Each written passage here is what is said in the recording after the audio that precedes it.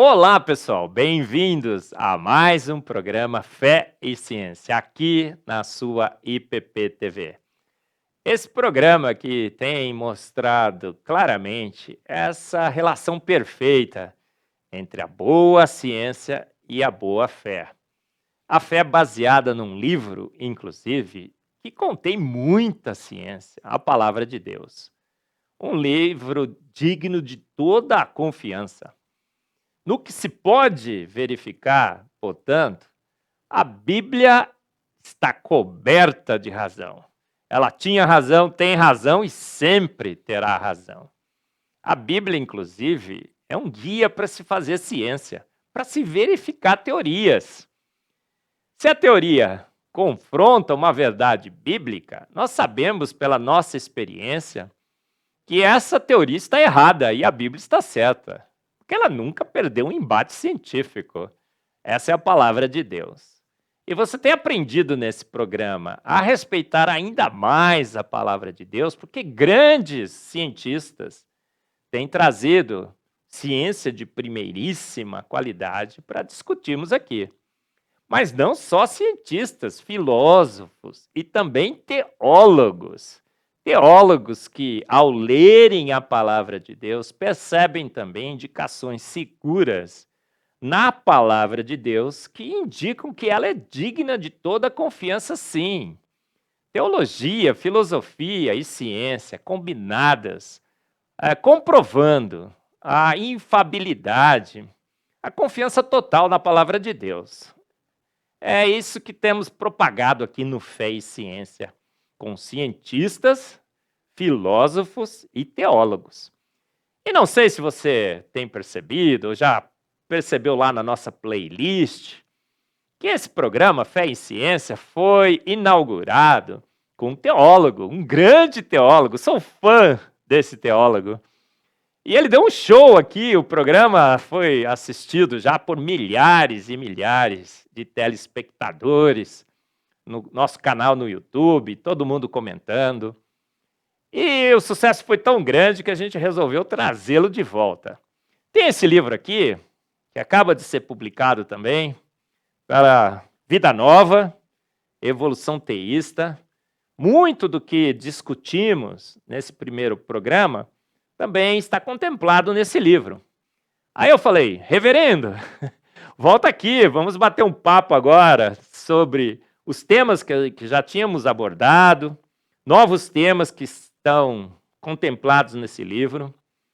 E esse livro diz o quê? Olha, a Bíblia não pode, nós como crentes na palavra de Deus, não podemos fazer compromissos com ciências de homens que confrontam a palavra de Deus. E esse livro de 1024 páginas corrobora a tese que o reverendo defendeu aqui, junto com a gente, no primeiro Fé e Ciência. Inclusive, se você correr lá agora, no site da Vida Nova, especialmente para o nosso programa, você está assistindo agora, corre lá, corre lá. É uma promoção relâmpago, não vai durar muito. 30% de desconto especial para você que está assistindo Fé e Ciência nesse livro magnífico, 1024 páginas. Que, inclusive, a Vida Nova nos mandou aqui para presentear o nosso palestrante, que está voltando no Fé e Ciência. E quem seria? Reverendo Ageu Magalhães. Reverendo, um privilégio imenso tê-lo aqui de volta no Fé e Ciência. Eu agradeço as palavras tão generosas, né? Para mim é uma alegria. Eu é que sou admirador do teu trabalho, né? O teu trabalho ajuda muito os pastores, né? Nós lidamos com a Bíblia, mas é sempre bom quando a gente tem um cientista mostrando o lado da ciência e como ele se harmoniza com a Bíblia, né? Então, para mim é uma alegria estar aqui novamente e temos aí uma boa conversa nesta noite. Fantástico. Reverendo, olha, aqui passando em nome da Vida Nova, mandaram aqui esse livro, é seu agora, hein? Muito obrigado. Tá bom? Muito obrigado. Muito bem. Olha, nosso palestrante também, o Tiago de Mello, esteve aqui. Olha, biblioquímica, reverendo. Aquela combinação perfeita entre ciência, a nossa fé, a Bíblia, um livro de ciência, um livro que trata de química. Ele tem vários exemplos aqui. Olha, Excelente. evidências das ciências biomédicas na Bíblia. Então ele fala sobre o mel, sobre a pasteurização Aham. do maná, que Uhum. Moisés, é fantástico. Para a defesa racional da sua fé, e o Tiago me pediu para presenteá-lo, Obrigado. tá bom? Então, Tiago, muito obrigado, viu, pelo presente. Será lido. Muito obrigado, vou apreciar. Muito bem. Olha, reverendo, vamos deixar Deixa eu aqui pôr em aqui para exposição para todo mundo isso. ficar vendo. Corre lá, Vida Nova, 30% especial para o nosso programa. Reverendo, Bom. é um privilégio muito grande tê-lo aqui novamente no programa. Foi um show, todo mundo gostou. Olha, o primeiro, acho que a gente já está nos 40 e poucos, nem sei mais quantos Fé e Ciência nós já fizemos. Uhum. E por que nós lhe chamamos de volta? Principalmente porque esse livro foi publicado.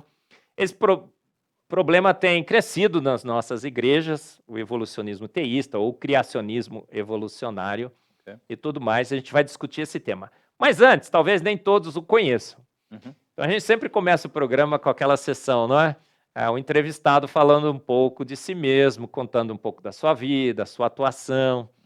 Eu sei já, né, do primeiro programa, te conheço, te sigo aí nas suas atividades. Mas vamos iniciar esse primeiro bloco com o reverendo Ageu Magalhães, pelo reverendo Ageu Magalhães. Como que o reverendo se apresentaria? Uhum. Bom, eu sou natural de São Paulo, meus pais são nordestinos, né, vieram do Ceará, e eu sou pastor há 24 anos, na mesma igreja presbiteriana de Vila Guarani, aqui em São Paulo, região do Jabaquara. Sou diretor do seminário JMC há 16 anos, fui estudante lá, né? Depois me chamaram para ser professor, e aí na sequência para ser diretor, e lá eu ministro algumas disciplinas também, né? Continuo dando aulas. E envolvido aí nos trabalhos da igreja presbiteriana, né?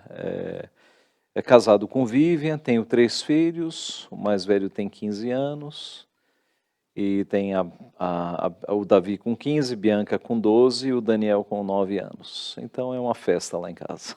Maravilha. Reverendo, seminário JMC, talvez muitos não conheçam o que seria o seminário JMC. Fala um pouquinho sobre ele. Sim, o nome completo é Seminário Teológico Presbiteriano Reverendo José Manuel da Conceição. Ele fica aqui no Campo Belo, é um seminário com 42 anos de existência, é um seminário de excelência, né? Nós formamos pastores, basicamente para a Igreja Presbiteriana do Brasil, mas também para outras denominações, né? Temos alunos de outras denominações.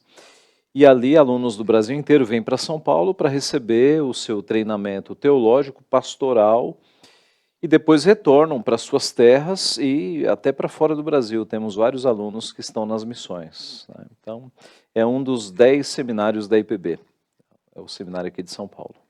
Maravilha. E as disciplinas que o reverendo Ministro lá, ministra no seminário, quais seriam? Atualmente eu ministro Símbolos de Fé da IPB, que trata da Confissão de Fé de Westminster e os catecismos, e a parte de confessionalidade, e matérias na área de teologia sistemática, né? Então, teologia sistemática 1, que trata de teontologia, doutrina de Deus, bibliologia, doutrina da Bíblia, introdução à teologia, e eu ministro também 2 matérias de teologia do culto, também teologia 6, que é eclesiologia, doutrina da igreja, e também a Constituição e Ordem da IPB, que lida com as leis, né?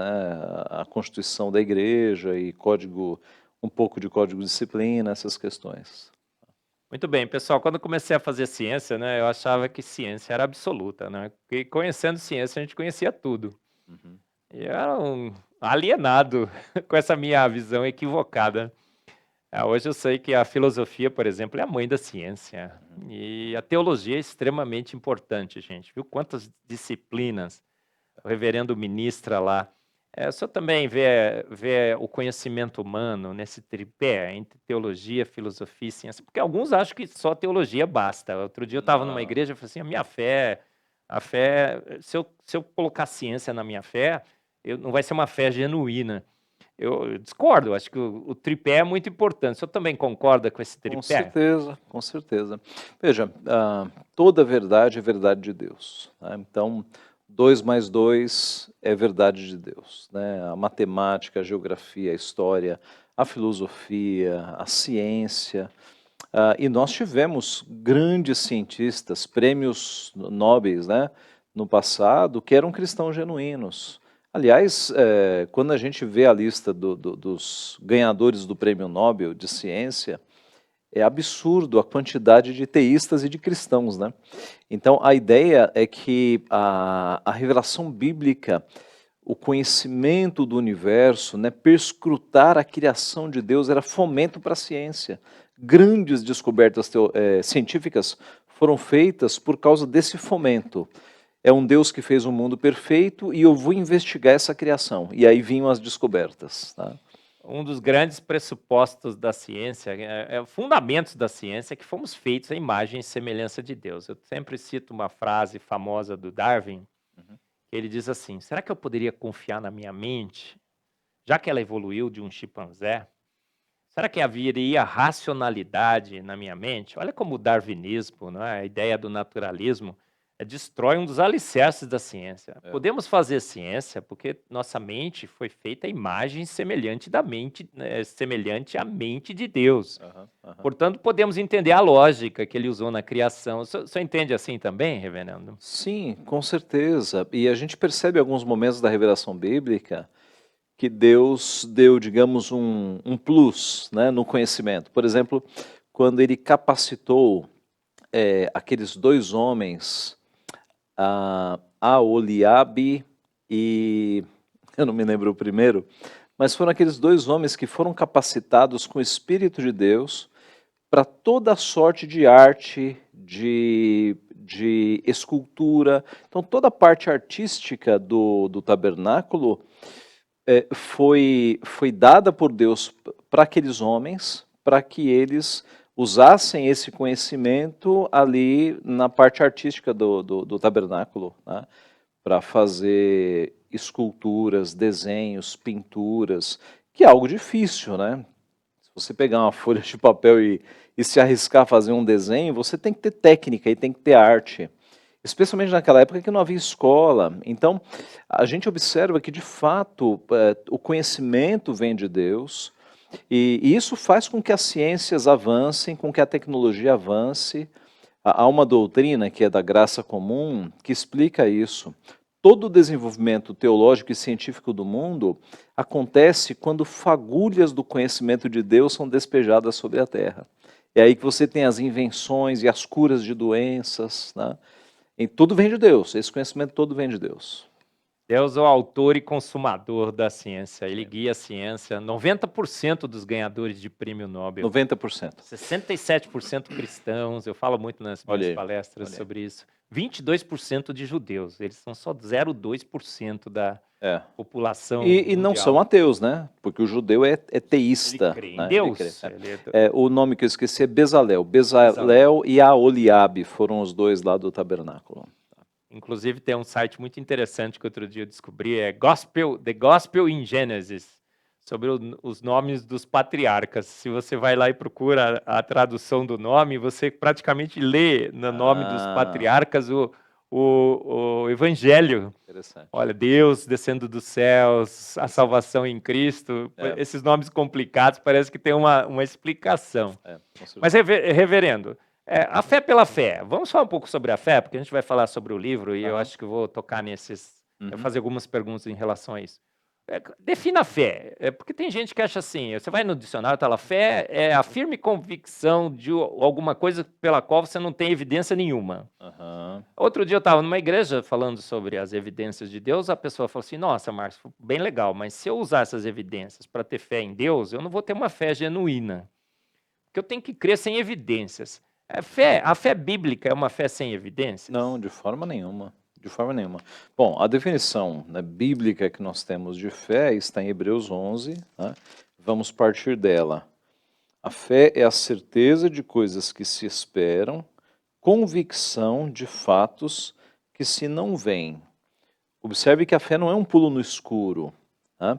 É a certeza, é a É a convicção. certeza e a convicção. Uhum. É um pulo. É que sempre que eu falo de pulo no escuro, eu me lembro do que acontecia lá em casa quando nós éramos criança. Eu tenho uma irmã que é 5 anos mais nova que eu, Ana. E quando meu pai vinha chegando do trabalho, ela corria na cozinha, apagava a luz, subia na pia, e quando ele entrava no escuro, ela pulava nos braços dele. Tá? Então, sempre que eu penso nessa definição de um pulo no escuro, eu lembro dessa imagem, tá? E eu explico que não é uma questão irracional. Ela pulava no escuro nos braços de um pai forte, que ela sabia que o aguentaria. Estaria ali e a seguraria. Exatamente. Então, pode parecer um pulo no escuro, mas não. Nós sabemos o pai forte que está ali para nos segurar. Nós temos evidências e fatos revelados na Escritura. Tá? Veja, os discípulos pediram para Jesus, aumenta-nos a fé. E Cristo pode fazer isso, mas é extraordinário. A forma natural e ordinária de nós termos mais fé é conhecendo os grandes feitos de Deus na Escritura.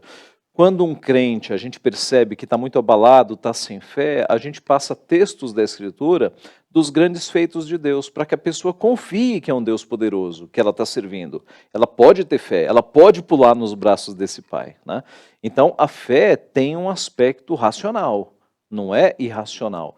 Nós sabemos em quem nós confiamos. Eu sei em quem tenho crido, tem um aspecto aí, né, epistemológico, eu sei em quem eu tenho crido. Olha, tem um versículo disso também, a fé é o firme fundamento, estáis sempre prontos a dar a razão da vossa esperança. Por que as profecias foram escritas? Ora, a maioria das profecias apontam para Cristo, para que nós saibamos que aquilo que Deus fala, Ele cumpre. Nenhuma só das suas palavras caiu por terra. Né? E Cristo cumpriu as profecias nos mínimos detalhes. Então, para que soubéssemos que Cristo era o Messias, olha só, a gente não precisaria crer, não é? E os milagres? Jesus fez os milagres, qual a razão? Os milagres são chamados no Novo Testamento também de sinais, porque eles sempre apontam para algo. Jesus nunca fez milagre para, digamos, divertir o povo. Todos os milagres que ele fazia tinham um ensino. Né?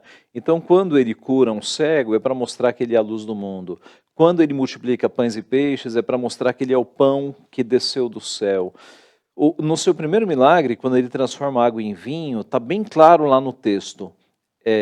Com isso, deu Jesus princípio aos seus sinais e os seus discípulos creram nele. Né? Ele fez um primeiro milagre para que os discípulos crescem, porque era o time, né? Eles tinham que crer, e a partir daí ele continuou fazendo. Mas os milagres eram sempre sinais para trazer algum ensinamento. Por que ele andou sobre as águas, reverendo? Teologia, gente, teologia com ciência. Eu tenho uma interpretação, vamos ver se bate. Por que ele andou sobre as águas? Olha, Jesus fez alguns milagres. Bom, o milagre, por si só, ele é um desafio às ordens naturais da natureza. Né? Exato. Porque quando Jesus anda por sobre a água, ele está quebrando ali lei da gravidade, uma série de coisas que é a tua área. Ele faz aquilo para mostrar que ele é Deus, que ele está superior às próprias leis da física, eu imagino. Porque esse livro, inclusive, gente, o livro Evolução Teísta, é uma crítica filosófica, teológica e científica a esse compromisso que muitos fazem, que Deus teria guiado a evolução, Deus teria guiado o Big Bang. Na realidade, ele não poderia nem interferir. Na realidade, os processos naturais seguiram seu curso. Ele talvez tenha estabelecido as leis, mas o universo se estrutura por forças naturais. A evolução ocorre, Deus, na realidade, muitos acreditam que Deus nem poderia interferir. Mas eu vejo assim, ele criou a gravidade. Ele andou sobre as águas para deixar muito claro que quem tem poder sobre a gravidade é ele, não a gravidade sobre ele. Ele pode interferir, na realidade ele interferiu. Quando em Josué para o sol, a Bíblia fala assim, parou a lua também. E a gente vai olhar pela ciência, vai dar uma olhada e ver o que aconteceu.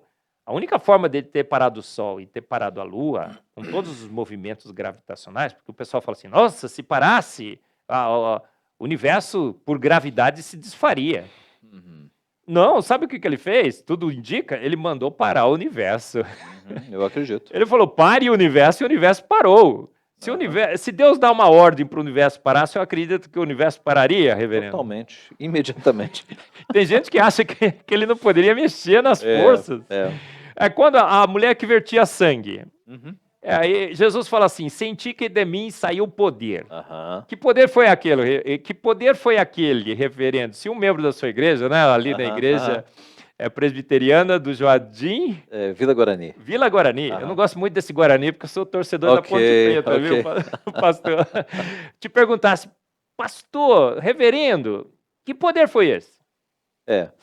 Então, foi um poder de cura, né? E quando ele fala, senti que saiu de mim poder, os discípulos falam, mestre, as multidões te apertam e o Senhor pergunta quem te tocou, mas ele sentiu que dele saiu um poder que curou imediatamente aquela hemorragia que já vinha há anos, né, naquela mulher. Mas foi gravidade que ele usou? Não, acho que não. Forças eletromagnéticas? Força forte e força fraca do núcleo?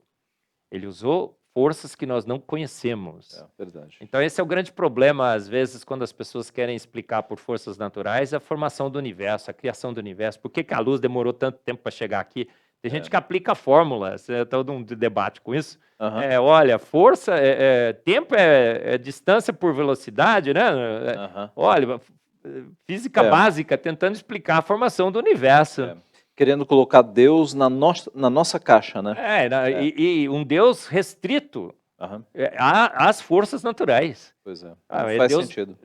Jesus deixou muito claro que ele usou uma força ali que nós desconhecemos, que só ele conhece e controla. Quando Jesus chama Lázaro para fora, ele fala, Lázaro, sai para fora. Ele já cheirava mal. Então ele reverteu um processo bioquímico ali, né? Gigantesco. Olha, mas o tema da nossa entrevista é Darwin ou Deus. Ou seja, Darwin e Deus ou Darwin ou Deus. Porque muitos acham, inclusive essa é a crítica, o reverendo é professor de teologia sistemática. Sim. Tenho um dos autores aqui, é o Wayne Grudem, acho que um dos mais famosos nessa área. Bem famoso. E muitos acham assim, que na realidade, o tema da sua primeira entrevista, Gênesis é alegoria, é poesia. E na realidade, Adão e Eva, e o paraíso e tudo mais, nunca existiram. E portanto, o relato de Gênesis foi um relato que foi feito porque a gente não entendia muito bem como Deus poderia ter criado, e Deus não poderia explicar a evolução para as pessoas. E Deus usou a evolução. E ele contou uma história de Gênesis, uma alegoria, porque ele não poderia ensinar a evolução para aquele pessoal, e agora que a gente conhece bem Darwin, conhece a evolução biológica, que a gente entende como Deus criou. Então, deixa eu fazer várias perguntas, né, que poderiam ser. Gênesis é alegoria, para quem não assistiu o seu primeiro programa? Não é de forma nenhuma. Por quê? Porque Gênesis tem uma estrutura, né? Gênesis é dividido em 11 partes, que são os chamados toledotes. O que é toledote? É quando em Gênesis você lê, esta é a genealogia de Adão, estas são as gerações de Enos, né? Então você tem essas 11 divisões. Gênesis é uma narrativa histórica. Seria muito estranho se eu tivesse 3 capítulos de poesia e o restante do livro grande de narrativa histórica, né? Então essa história de que Gênesis, os 3 primeiros capítulos são alegoria ou poesia, é justamente para relativizar o relato da criação. Isso é, digamos, uma ideia liberal, que não acredita nem na criação como ela é exposta na Bíblia, não acredita que uma serpente possa ter falado e não acredita em Adão e Eva como os primeiros habitantes da raça humana. Então é aquela ideia, se você pega um prédio e destrói as colunas bases, o prédio vai cair. E por trás do liberalismo está o diabo. Ele quer justamente derrubar esse prédio. Para derrubar o prédio, ele tem que derrubar os 3 primeiros capítulos de Gênesis. Então, Gênesis não é alegoria. Os maiores exegetas do assunto, e eu conheço alguns aqui no Brasil, eles afirmam que Gênesis é narrativa histórica. E por que é histórico? Porque Adão, Eva e a serpente, a árvore da vida, eles são citados em toda a Bíblia. Então, se fosse apenas uma alegoria, você teria a citação do princípio, mas não do personagem. Jesus trata Adão como um personagem histórico, Adão e Eva. Ele constrói um pensamento em cima de Adão e Eva, né? Paulo chama Jesus de o segundo Adão. Existe o primeiro Adão e o segundo Adão. Não faria sentido se Adão fosse um personagem mitológico. É como se eu contasse uma história aqui e dissesse que, assim como Pedro Álvares Cabral, o Homem-Aranha foi muito importante na história do mundo. Eu não posso misturar um personagem histórico com um personagem de ficção. E Paulo trabalha Adão e Jesus como 2 personagens históricos. Adão e Eva são citados no Novo Testamento várias vezes e no decorrer do Antigo Testamento são citados também. Tá? Então eu costumo dizer o seguinte, se você quer um relato da criação alegórico, poético, vá para Gênesis 38. Lá sim você tem alegoria. Né? Lá você tem uma forma de mostrar, Deus está mostrando para Jó, né? Cinge os teus lombos, Jó, que eu vou te mostrar, né? Eu vou te fazer algumas perguntas. Onde é que você estava quando eu lancei os fundamentos da terra? Quando eu coloquei limites às águas? E aí, numa forma poética, em figuras de linguagem, em Gênesis 38, que é um livro poético, sapiencial, ele fala da criação. Mas Gênesis é uma narrativa histórica. Né? Muito bem, gostei muito dessa analogia aí de Pedro Álvares Cabral com Homem-Aranha. Faria sentido. É mais ou menos o que esse livro fala. Estão fazendo analogia de Pedro Álvares Cabral com Homem-Aranha, gente, presta atenção. Mas outro dia eu estava assistindo um podcast muito popular entre os jovens. E no podcast alguém disse assim, olha, não precisamos nem mais perguntar se Adão teve umbigo. Aquela pergunta que a gente brinca, né, às vezes, né? É porque Adão não existiu, é uma figura qualquer. Aí eu tenho um sangue meio russo, ucraniano, né? Meus bisavós russo, ucraniano, alemão, Weberlin, né? Ferveu, reverendo. Eu não sei se o seu sangue também ferve. Tem um sangue nordestino aqui. Nordestino. Como teólogo, um reverendo que conhece a palavra de Deus, 16 anos presidente de um seminário, diretor de um seminário presbiteriano, declaração de Westminster, que dá aula de teologia sistemática. O que o senhor acha dessa declaração que não precisa nem perguntar se Adão teve um bico, porque ele não existiu? O que acontece com as nossas doutrinas se Adão de fato não foi histórico? Não, elas são derrubadas, né? É uma frase muito infeliz. Veja, Gênesis é o livro dos inícios, são os fundamentos. Você tem ali o fundamento de como Deus fez todas as coisas, o mundo. O fundamento de como Deus fez o ser humano, que é a coroa da criação. E o fundamento da queda. Então, veja, nós podemos falar da história do mundo dividindo-a em 3 pontos. Criação, queda e redenção. E em Gênesis 3... Em Gênesis 1, 2 e 3, você tem os 3. Você tem criação, 100%. Você tem queda, 100%. E você tem a semente da redenção. Quando em Gênesis 3,15, Deus promete, porém inimizade entre ti e o descendente, ele ferirá o teu calcanhar e tu pisarás a cabeça da serpente. Né? Você tem aqui o proto-evangelho, já anunciando a redenção. E mesmo ali na sequência do texto, para corrigir aquela tentativa frustrada de esconder as vergonhas, eles fizeram folhas de figueira, Deus providencia vestes de peles. E as peles não vieram flutuando. Deus matou um animal ali e tirou as peles. Aquelas peles estavam manchadas com sangue.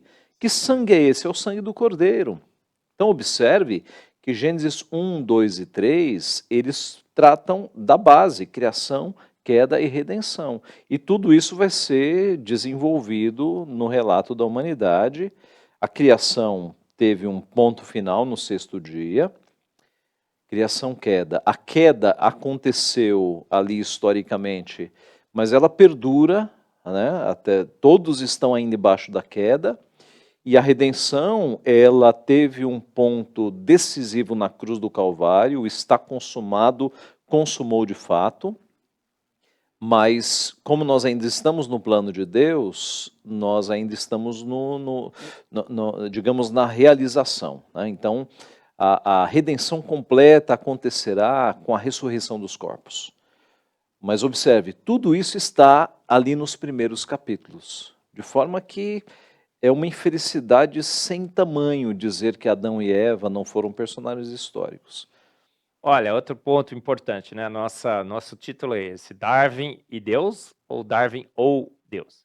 A Darwin disse que, na realidade, as formas, uma primeira forma de vida, aquela ameba primordial, surge, e a seleção natural é que guia o processo.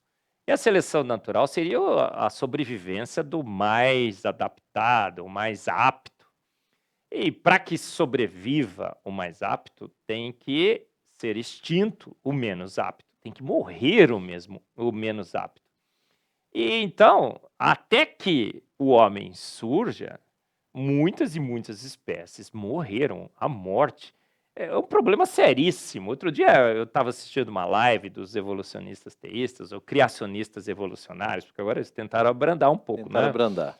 Evolucionista teísta parece meio chocante, mas criacionista, Aí evolucionário, eles estavam falando assim: nossa, gente, acabou de sair um livro que finalmente resolvemos o problema da morte.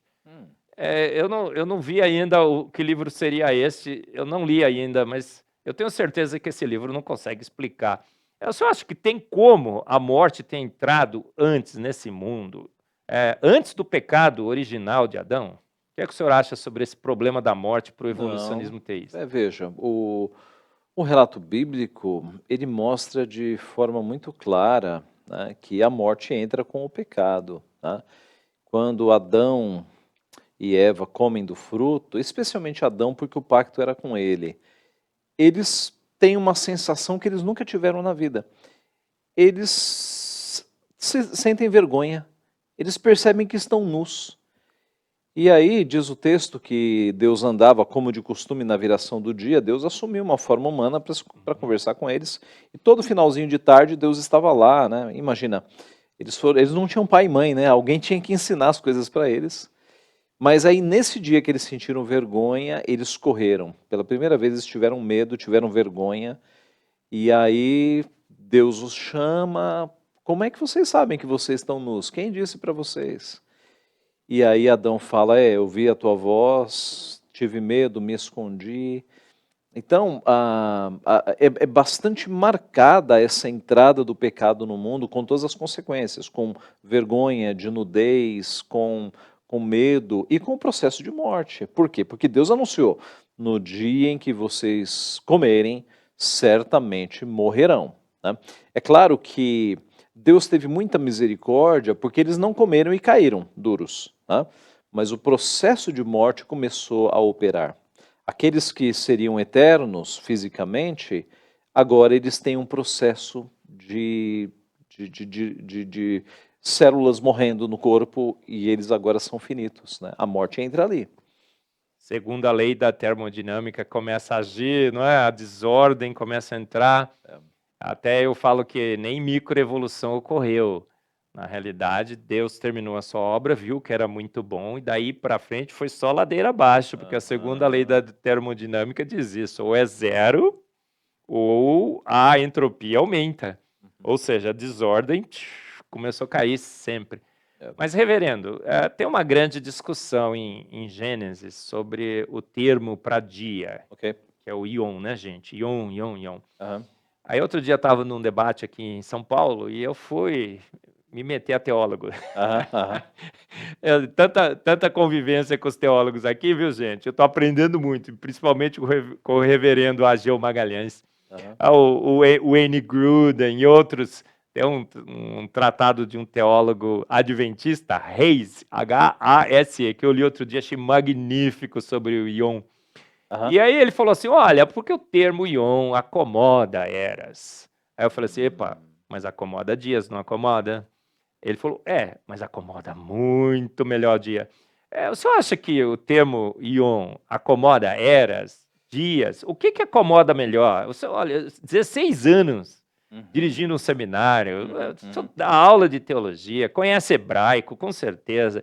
O texto bíblico, o texto e o contexto Uhum. Uhum. acomoda milhões e milhões de anos. Não, não. Essa é, digamos, uma forçada no texto que eles têm que fazer, né? Porque, veja, o evolucionismo teísta parte desse pressuposto de um casamento impossível, né? Que é casar o relato bíblico com o relato de Darwin. É um casamento impossível, né? Ou você vai deturpar Darwin ou deturpar a Bíblia, não é? Exatamente, não tem como casar, né? Começa com o fato de que o evolucionismo puro é um processo não guiado e sem propósito, Absurdo. né?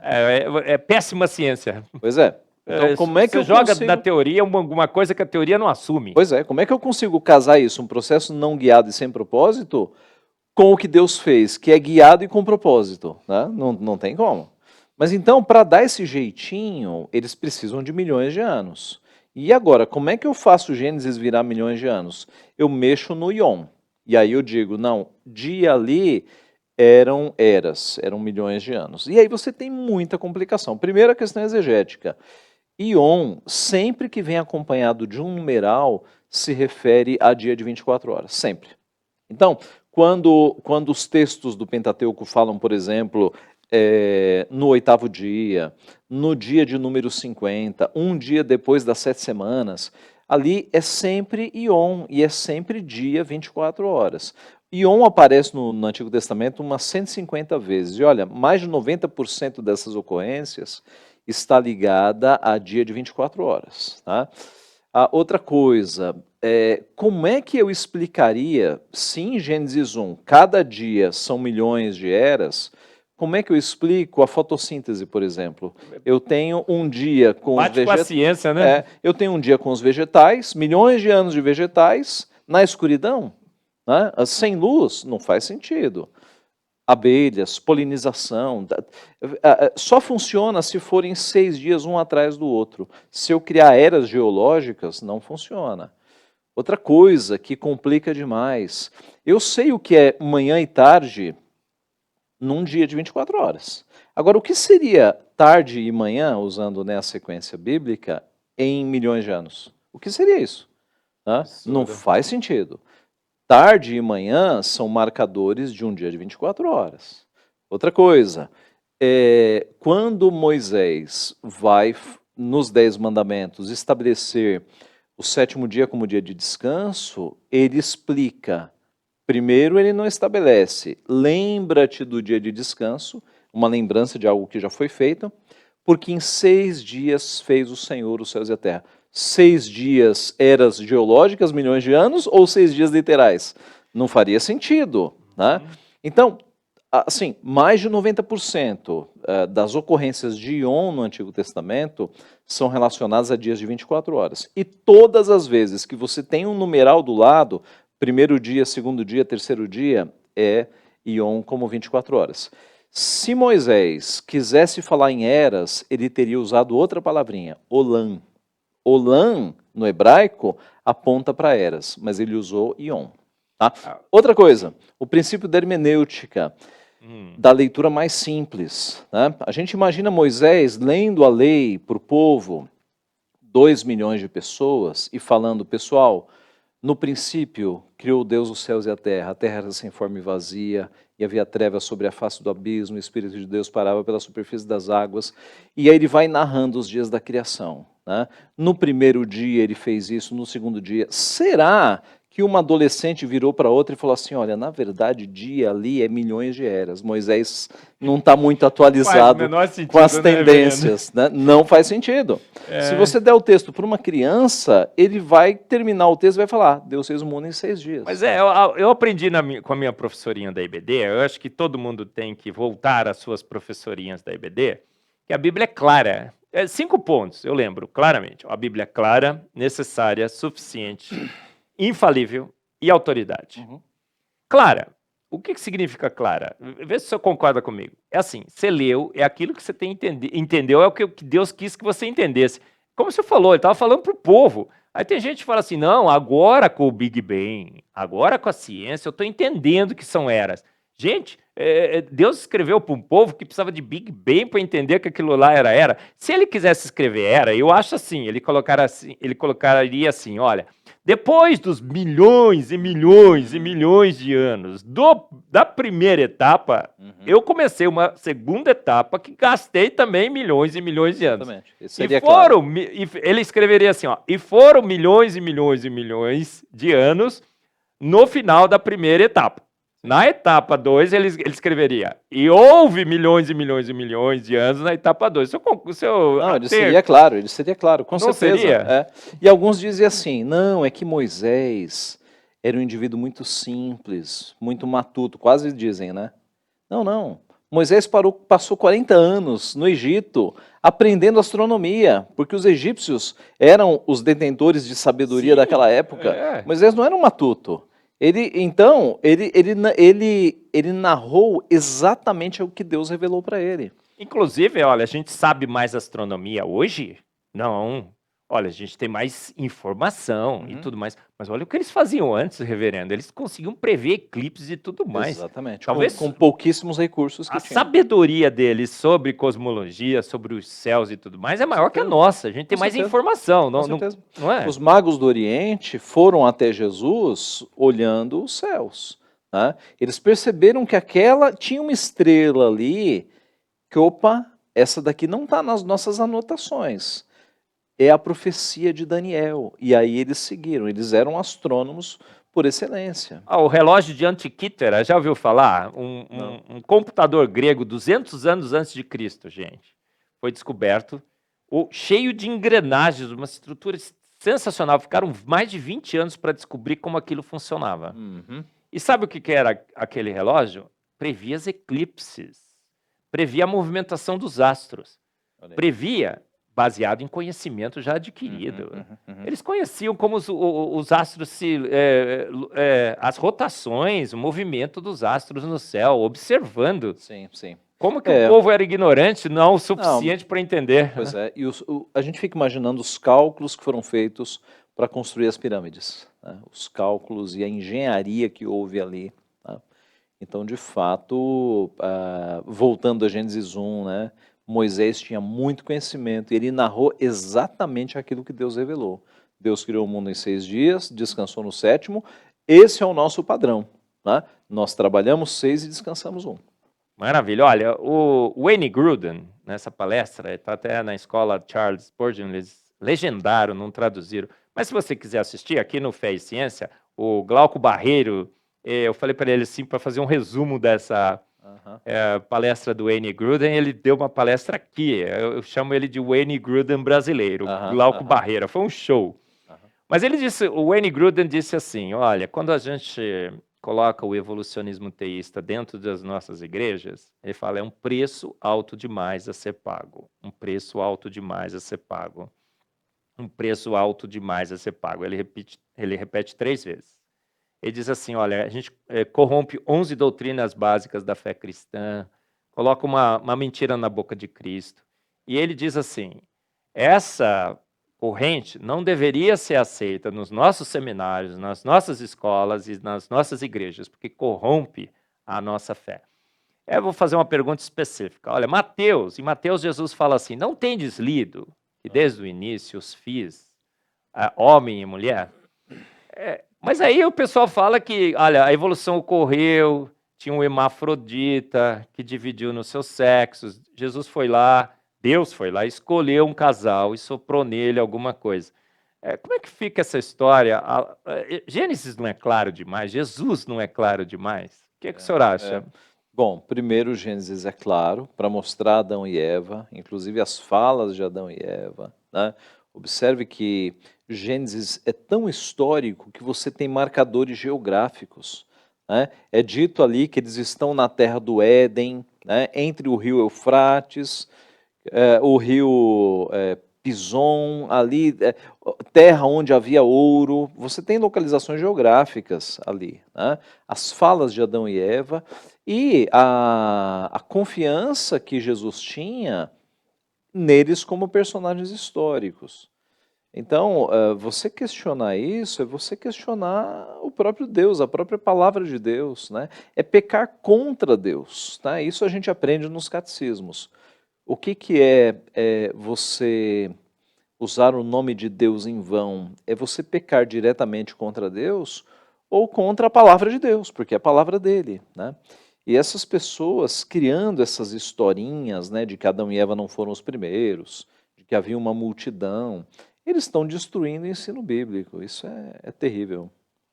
Mas, reverendo, outro ponto bastante importante sobre essa polêmica, eles dizem assim, olha, veja bem, é poesia. Aí o senhor esteve aqui no primeiro programa, achei sensacional, sensacional, nunca tinha ouvido essa colocação, essa é original sua. E até a poesia da Bíblia é sobre fatos reais. É verdade isso? Sim, é verdade. E isso não é uma ideia minha, não. Isso eu devo atribuir ao reverendo Daniel Santos, que é um Daniel professor Santos. lá do nosso seminário. Sim. A área dele é Antigo Testamento, né, doutor em Antigo Testamento, e ele dizia isso. Aqui na cultura brasileira, quando a gente fala em poesia, é avacalhação, né? Tanto é que você tem algumas músicas aí de cantores da MPB que você dá uma lida e não entende nada, mas é poético, né? E ele dizia que na cultura oriental, opa, não é assim não.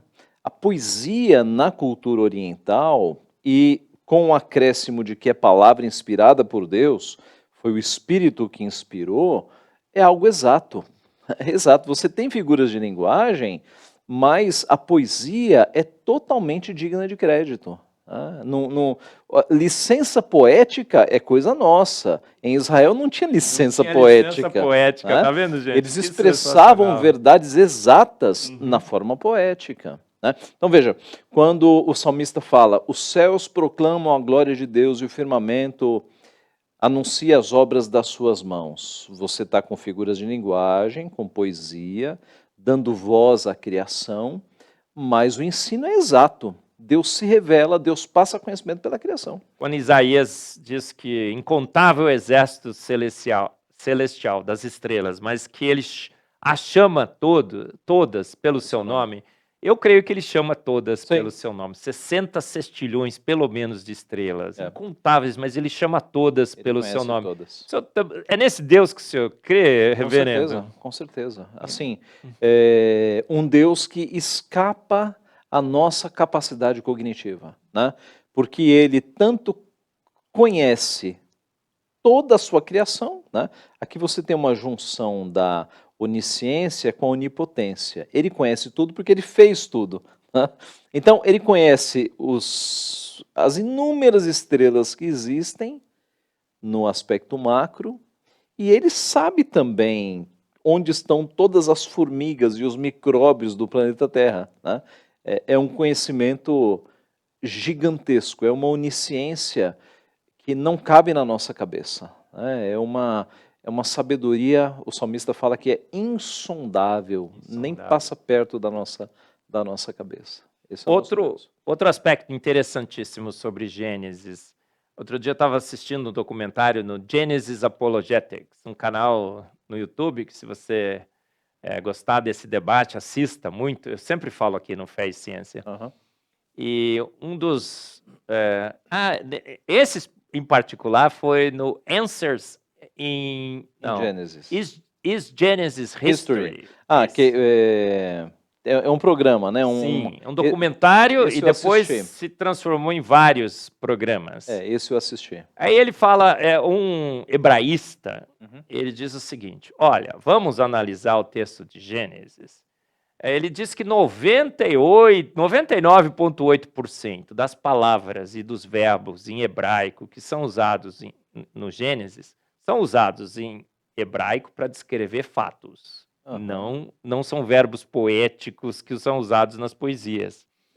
E outro, ele fala assim, olha, gerações e gerações e gerações de hebraístas liam o texto de Gênesis por 17 séculos. E os hebraístas, inclusive, muito mais próximos de Moisés do que nós estamos, e todos liam 24 horas. Sim, sim. A pergunta é essa, reverendo.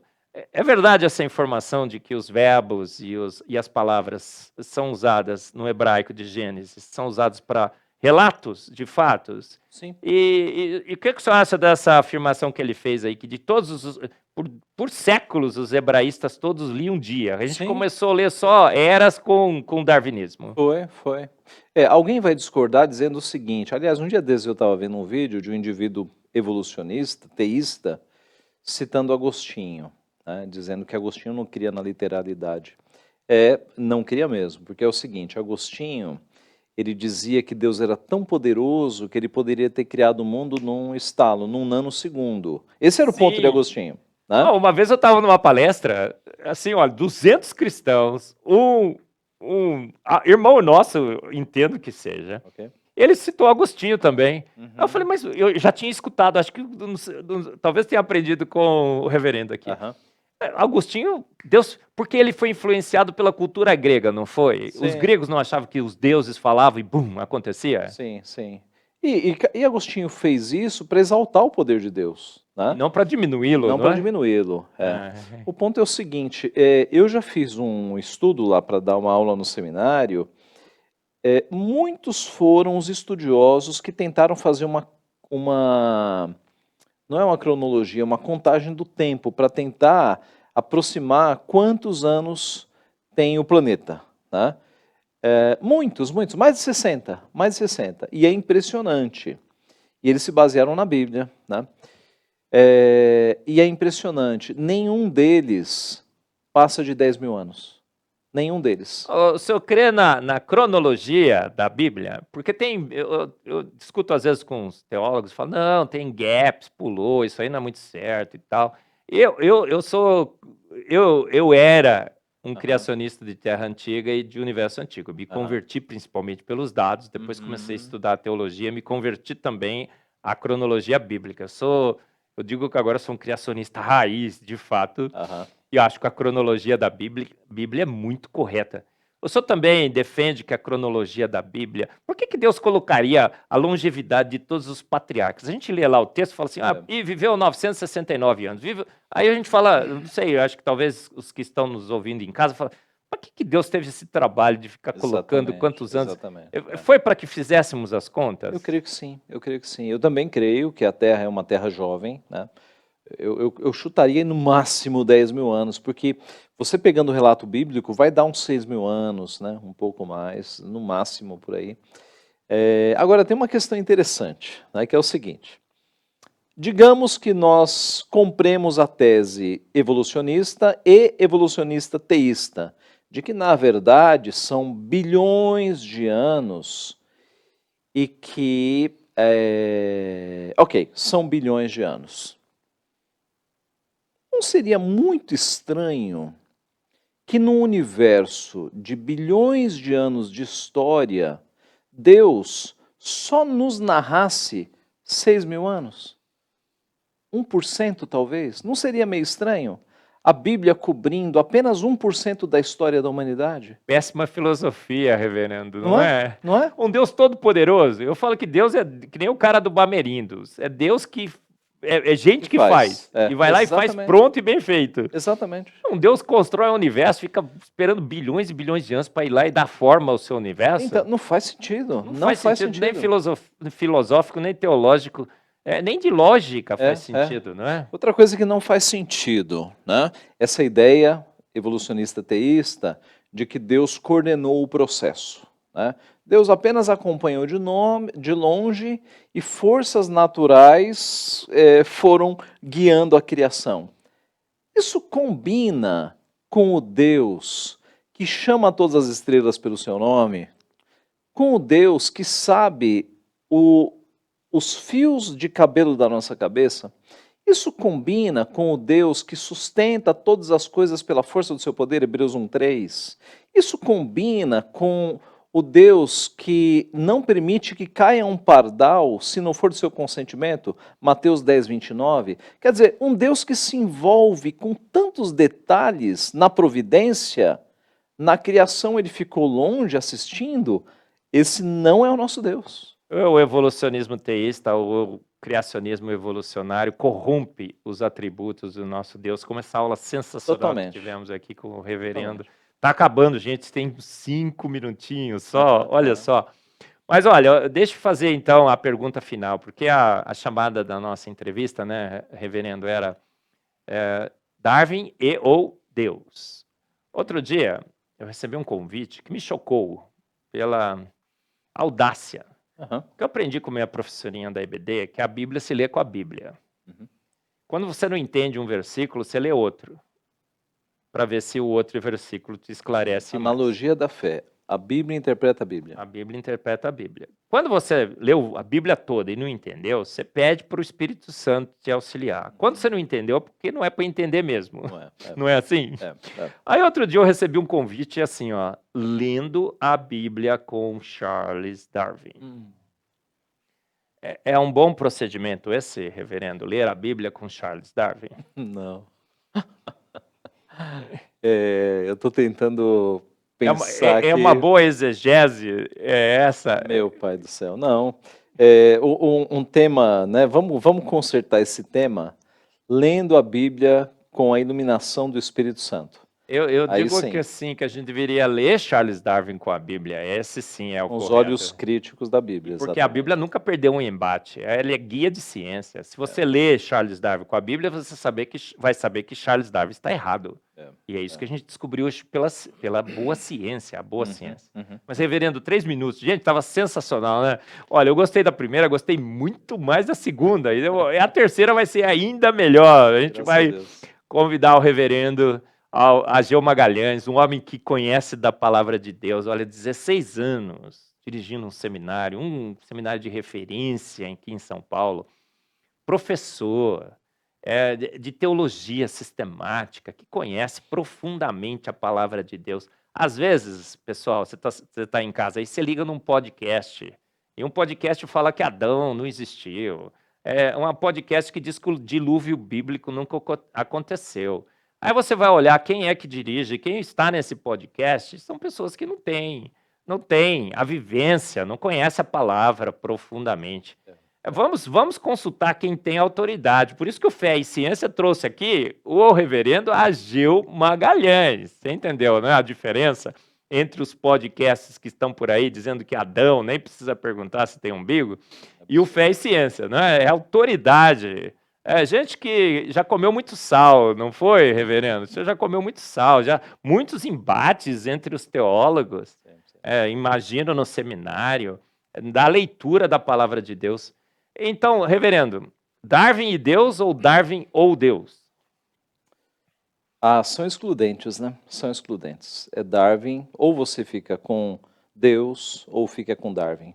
Não dá para associar, né? Não dá para associar mesmo, porque a revelação bíblica nos foi passada, Deus revelou de forma simples, né? O que é dia, o que a forma como eles caíram, como a morte entrou, está tudo revelado aqui claramente. Veja, Deus ama o seu povo. Né? Quando Jesus contava parábolas, ele falou para os discípulos, eu conto parábolas para que os meus filhos entendam e para que os outros não entendam. Né? Então, quanto aos seus filhos, Deus sempre quis que nós entendêssemos a palavra. Então, quando você crê num Pai amoroso que está se comunicando conosco, você vai crer na revelação bíblica. Darwin, muito limitado, muito limitado. Né? Uma vez eu vi um documentário que um criacionista, né, um cientista cristão, ele mostrava essa limitação. No mundo de Darwin, na época de Darwin, eles não tinham o mínimo conhecimento sobre o universo celular. Né? As máquinas, né, que funcionam dentro de uma célula, Então, tudo isso escapou a Darwin, né? Ele era um homem ali na sua época extremamente limitado, e hoje muitos evolucionistas questionando Darwin, inclusive, né? Quanto à origem da vida. Explica algumas mutações, mas não explica a origem das espécies, né? Então, é Deus sem sombra de dúvida, né? Deixa Darwin enterrado lá em Westminster, Maravilha. né? Reverendo, olha, pessoal, A Vida Nova presenteou o reverendo com esse livro, sensacional, olha, 1024 páginas. Corre lá, uma promoção relâmpago.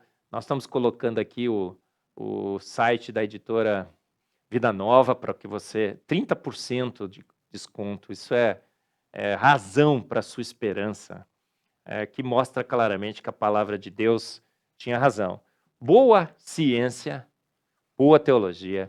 Você vê aqui, é no Fé e Ciência. Ó, um cientista aqui com um teólogo de extrema capacitação e qualidade. Reverendo, um privilégio imenso tê-lo O aqui. privilégio é meu, é meu. Eu vou dar 2 segundos para você falar só um tchau para todo mundo. Pessoal, Deus abençoe todos vocês, continuem firmes na palavra. Jovens, façam resistência, nós somos contra a cultura, então não aceitem os professores de universidade jogando em cima de vocês naturalismo, ateísmo. Seja um crente firme na faculdade, né? Adolescentes, se preparem, tem muito vídeo bom, assista os vídeos do Dr. Marcos, porque nós somos contra a cultura, né? Nós estamos neste mundo para defender a palavra de Deus. Deus abençoe a todos. Você gostou, não gostou? Percebeu porque eu sou fã do reverendo Ageu Magalhães, um homem que conhece a palavra de Deus, respeita a palavra de Deus, conhece a ciência também, sabe que a ciência corrobora a palavra de Deus. É aqui que você encontra pessoas de referência como o reverendo Ageu Magalhães, só no Fé e Ciência. Gostou desse programa? Assista toda a série de programas Fé e Ciência, nossa playlist na IPP-TV, IPP Play. E nos encontramos no próximo Fé e Ciência. Espero todos vocês.